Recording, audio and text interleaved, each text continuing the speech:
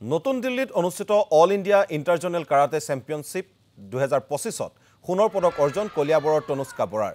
নতুন দিল্লীৰ তালকাটোৰা ইনডোৰ ষ্টেডিয়ামত অনুষ্ঠিত চূড়ান্ত খেলত তেলেংগানাৰ প্ৰতিদ্বন্দ্বীক পৰাস্ত কৰি সফলতা অৰ্জন কৰে তনুষ্কাই। কলিয়াবৰৰ মিছাৰ পবিত্ৰ কুমাৰ বৰা আৰু কাকু বৰাৰ কন্যা তনুষ্কাই 6 বছৰ ধৰি আমনিৰ শ্বেডো মাৰ্চিয়েল আৰ্ট একাডেমীত প্ৰাঞ্জল তামুলীৰ অধীনত প্ৰশিক্ষণ গ্ৰহণ কৰি আহিছে।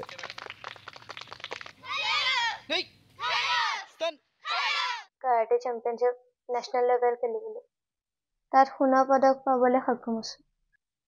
মোৰ ফাইনেলখন তেলেংগানাৰ লগত পৰিছিল, ভাল লাগিছে।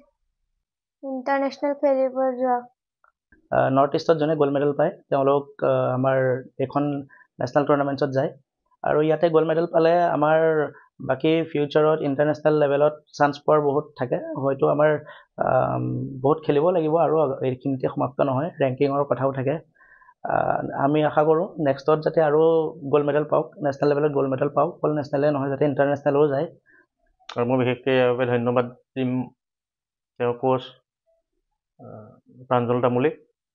তেওঁ আজি 6 বছৰ ধৰি প্ৰশিক্ষণ দি আহিছে। তেওঁলোকৰ শ্বেডো মেৰিটেল আৰ্ট একাডেমী এতিয়া আমনিস্থিত।